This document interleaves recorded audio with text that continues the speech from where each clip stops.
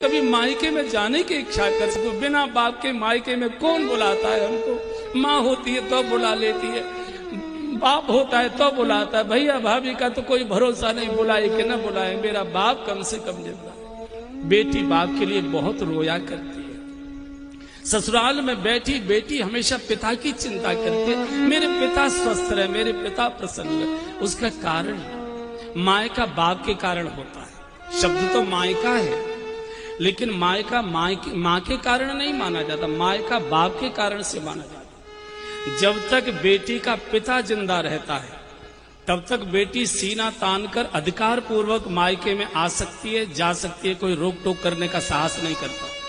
लेकिन पिता की मृत्यु के बाद माँ चूंकि भैया और भाभी के अधीन हो जाती है तो मायका फिर भैया भाभी की इच्छा से मिलता है, अधिकार पूर्वक नहीं मिलता।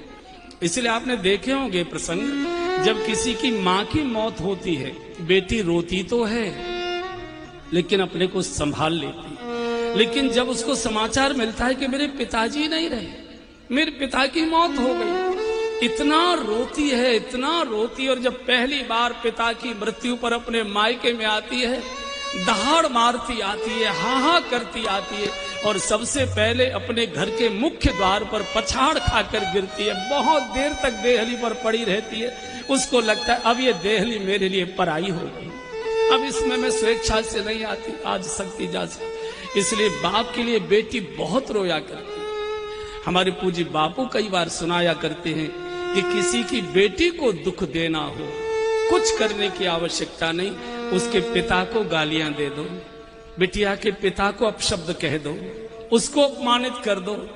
बहू सब कुछ सहेगी, लेकिन मेरे बाबूजी को कोई कुछ बोले बहू सहन नहीं कर पाती, बिटिया सहन नहीं कर पाती।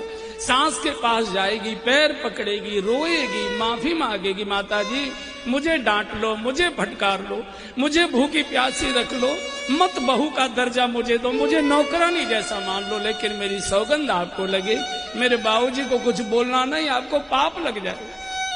मुझे मालूम है कि मेरे गरीब बाप ने कैसे कैसे कर्जा करके मेरे हाथ पीले किए। मुझे मालूम है कि आपके दरवाजे के चक्कर काटते काटते मेरे बूढ़े बाप की एड़ियां घिस गई थी, तब मेरी शादी हुई। अभी तो मेरे बाप की पीठ से कर्जे का बोझ नहीं उतरा है। दिन भर भूखी रोती रहेगी, सारे घर को भोजन बना के खिला देगी, लेकिन बाप के लिए किसी ने बोला है बेटी के मुंह में टुकड़ा नहीं जाता। विधाता ने इस सृष्टि में बहुत सारे पवित्र नाते बनाए हैं, लेकिन जितना पवित्र नाता बेटी और बाप का बनाया है, इकलौते बेटे की मौत हो जाती है, बाप नहीं रोया करता, छाती पर पत्थर रख लेता है। सारा गांव मोहल्ला रोता है, लाश को आंगन में देखता है, सारा गांव फूट पड़ता है, लेकिन बाप अपनी छाती पर पत्थर रखकर आंसुओं को पी लेता है। लेकिन वही बाप जब पहली बार अपनी बिटिया को हाथ पकड़कर ससुराल के लिए डोली में बिठाता है, ऐसे रोता है जैसे कोई बच्चा अपनी माँ के लिए रोया करे। उसका कारण सारे परिवार का पालन पिता करता है और पिता का पालन उसकी बिटिया करती है। सबसे कारुणिक प्रसंग होता है जिस समय कोई पिता अपनी बेटी को ससुराल के लिए बिठाता है। बड़े बड़े पद वाले, बड़े बड़े पैसे वाले, बड़े बड़े गंभीर स्वभाव वाले, जो कभी खुलकर हंसते भी नहीं है, बड़े बड़े पदों पर जो बैठे हुए, वो भी जिस समय अपनी बेटी को पहली बार ससुराल के लिए डोली में बिठाते, ऐसे हिलकी भर भर